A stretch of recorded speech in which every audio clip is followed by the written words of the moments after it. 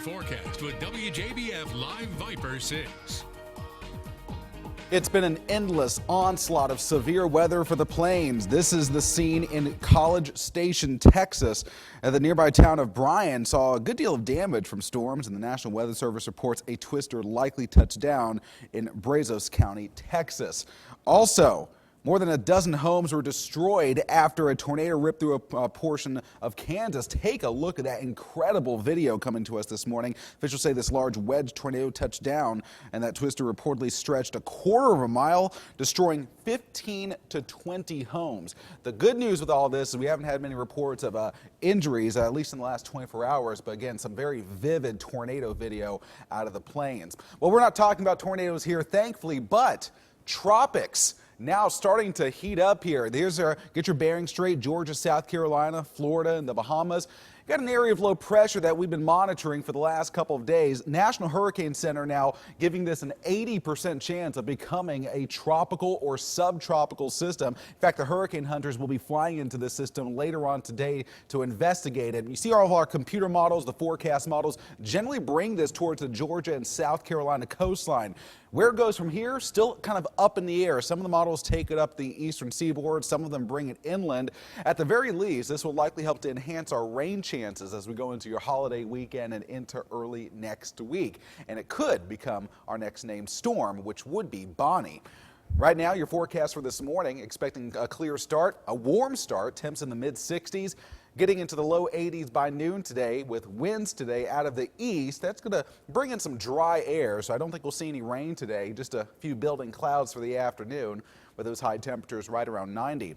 First look of the morning from Television Park, and you've got a very quiet start this morning on Bobby Jones Expressway and Wrightsboro Road. That's our Jiffy Lube Skyview network. As we showed you a few minutes ago, a very warm morning, 70s for Appling and Harlem, 65 out the door in Waynesboro.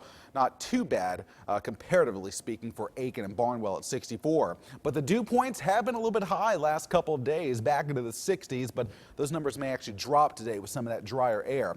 Live VIPIR 6, not much happening in our viewing area. There are a few showers that are starting to die out there near Athens, and again, just on the outskirts of our area this morning. But other than that, we're not expecting any kind of rain today, and here's the reason why. Look at all the dry air on the coastline. That is all easing its way into our area.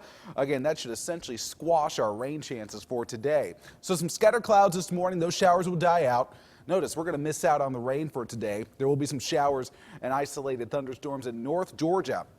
Now, all eyes on the coastline here. We know a lot of folks are going to be wanting to head to the beaches for this Memorial weekend, and it is going to be very iffy for Myrtle Beach, Charleston, Savannah as this potential tropical system works inland here. For our area, it's going to spread in some clouds. You could see a stray shower pop up on Saturday afternoon. I think with some increased moisture, I think we're going to increase the rain chance locally up to around 30 to 40%. But again, still a lot of uncertainty as to exactly where this low pressure system will track. If it goes a little bit farther away, our rain chances will be a little bit lower as we head into early next week. This forecast model actually takes the low into North Carolina and then up the eastern seaboard. So again, we're going to keep our eyes on it for you. Near 90 for today. I think some spots will actually make it into the low 90s, especially in our South Carolina counties.